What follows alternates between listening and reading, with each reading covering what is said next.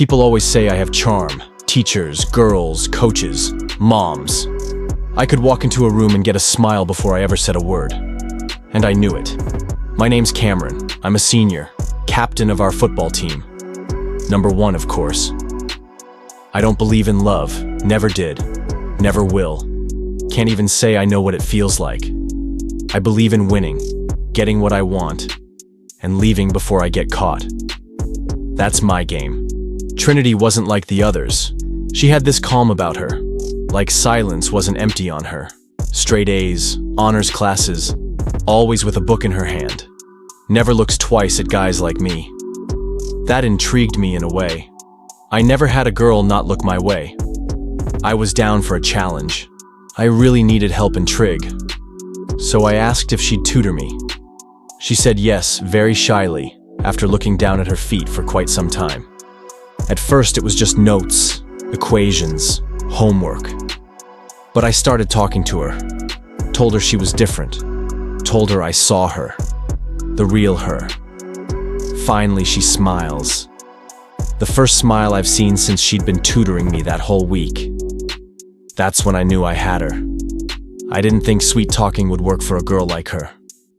We hung out once outside of school. She said her mom wouldn't be home. She let me in. And, well, I got what I came for. I told myself she was smart. She knew the deal. She knew what it was. But she didn't. I bounced. No goodbye, just silence. Never checked to see what I left behind. Never said sorry. Probably never will. My name is Trinity. And I thought he loved me. I thought he was really into me. He appeared to be. I was the type of girl who lived in the background. Never late, never loud, never really spoke to anyone. Honor roll, academic decathlon, more academic awards than a college grad. I always followed the rules, but sometimes the quiet ones still want to be seen. Sometimes we get tired of playing by the rules. And there's always that one person there to show you that you don't always have to. Cameron, he needed help in trig. I said yes. That was my first mistake. Said I would be doing the team a favor if I helped him keep his grades up.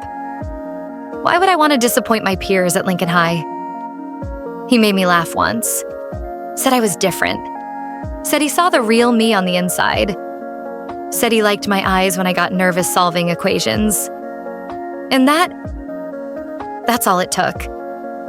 I've never been the type to care for sweet talking, but for some reason, he was something different.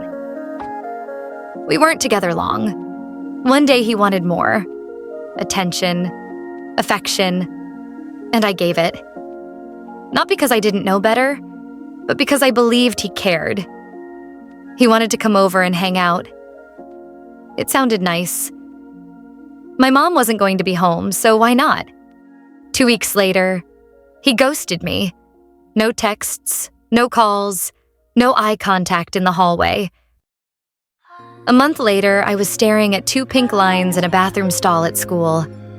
I was so scared, so ashamed.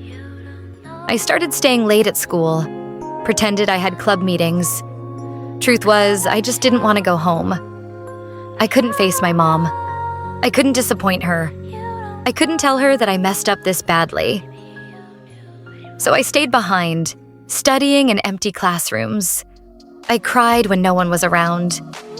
A part of me was hoping I'd run into him while no one was around so we could talk. But if he didn't even care to look at me, why bother? So I just didn't tell anyone, not even my mom. I felt alone. I felt invisible. But somehow, I wasn't. I've been a janitor at Lincoln High for 19 years. You learn a lot just by listening to the walls. Kids think they're invisible when adults ain't looking, but I hears it all. I sees it all. I remember the day I heard Cameron bragging to his teammates about this girl that finally let him in. Something in my spirit turned cold. This generation of teens are jacked. Why are we high-fiving taking away a young girl's innocence and leaving them high and dry? I didn't know what girl it was until later that week. I started noticing Trinity, always staying late, always quiet, never smiling. I never asked questions. Wasn't my place. But one day I caught her in the stairwell, crying.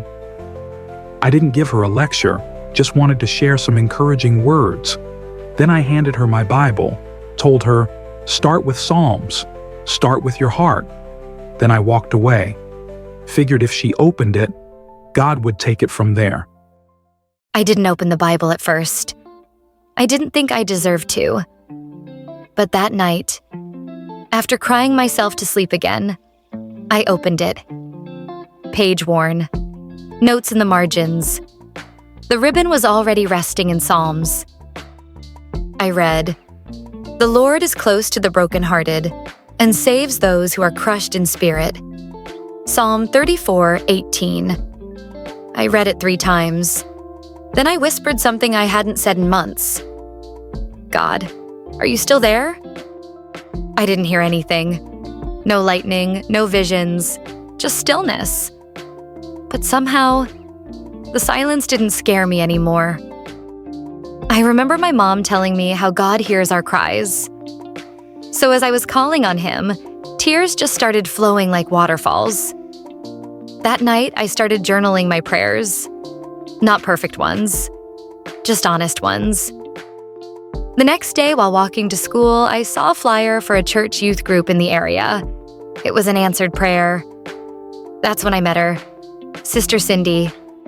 She came in with shame in her eyes, shoulders low, spirit heavy. I see it all the time. Girls come walking right in, thinking one mistake means they're disqualified from grace. But grace isn't earned. It's given, freely, fully, from a God who knew you before the world even met you. Trinity didn't say much that first day, but her tears said everything. And I knew then. She wasn't just looking for help and answers. She was looking for home. She was looking for love. She was looking for hope. The first thing I did was encourage her to bring her mom. What she was dealing with was going to take a village.